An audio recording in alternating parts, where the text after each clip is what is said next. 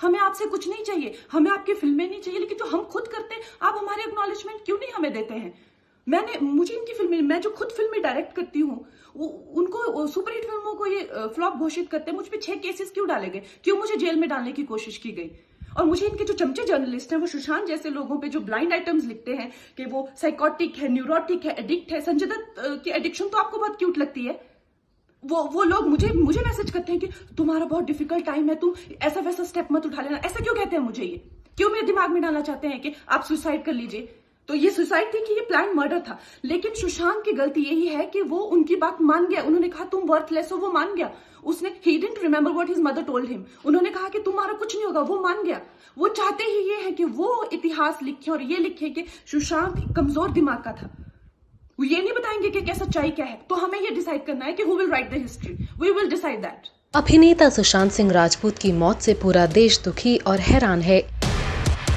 इसी बीच सुशांत के मौत के पीछे अलग अलग थ्योरी सामने आ रही है। उनमें से एक है नेपोटिज्म। सुशांत की खुदकुशी पर कंगना रनौत ने दुख जाहिर करते हुए बॉलीवुड पर नाराजगी जाहिर की है। कंगना का आरोप है कि बॉलीवुड में बाहरी लोगों के काम की कभी सराहना नहीं की जाती। कंगना के बाद कई सेलेब्स आगे आए अपनी अपनी राय रखने। विवेक ओबरॉय ने बॉलीवुड के लिए खुला पत्र लिखा है। उन्होंने ट्वीट करते हुए लिखा, सुशांत सिंह राजपूत के अंतिम संस्कार में शामिल होना मेरे लिए मार्मिक था। काश मैं अपना अनुभव उनसे शेयर कर पाता और उनका दर्द कम कर पाता। मेरा अपना सफर भी दर्द भरा रहा है। अकेलापन बेहद तकलीफ भरा हो सकता है, लेकिन आत्महत्या कभी भी उन सवालों का जवाब नहीं हो सकती है। काश वो अपने परिवार, अपने दोस्तों और उन फैंस के बारे में सोचा होता जो आज इस बड़े नुकसान को महसूस कर रहे हैं। उसने एहसास किया होता कि लोग उसकी कितनी परवाह करते हैं। आज जब मैंने उसके पिता को देखा, उसकी चिता को अग्नि देते हुए, तो उनकी आंखों में जो दर्द था वो मेरे लिए पीड़ादायक था। मैंने जब उसकी बहन को रोते हुए उसे वापस आने के लिए कहते देखा, तो मैं बता नहीं सकता कि मुझे अपने मन की गहराई में कैसा महसूस हुआ था।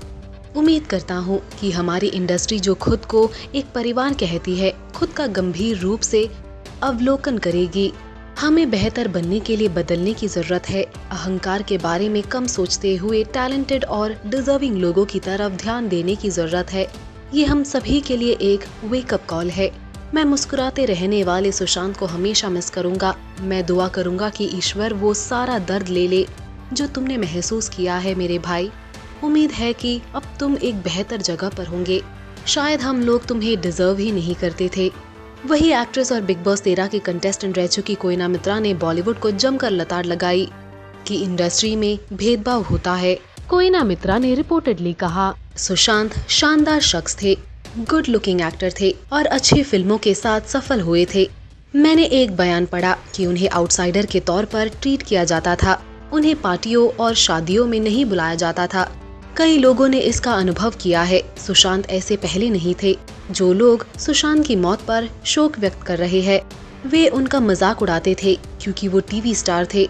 हमारी इंडस्ट्री में डिस्क्रिमिनेशन होता है। अगर आप फैशन इंडस्ट्री से है तो मॉडल्स कुछ नहीं करते, लेकिन अगर आप टीवी इंडस्ट्री से है तो लोग कहते हैं कि तुम्हारा स्टैंडर्ड नहीं है। जॉन अब्राहम, सुष्मिता सेन और प्रियंका चोपड़ा को भी ये सब फेस करना पड़ा था।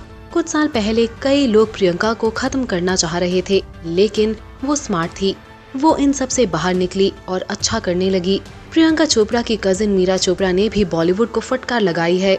मीरा चोपड़ा ने फेसबुक पोस्ट लिखकर बॉलीवुड के लोगों पर निशाना साधते हुए लिखा, हम एक ऐसी इंडस्ट्री में काम कर रहे हैं जो बहुत ही क्रूर, ठंडी और बेरहम है।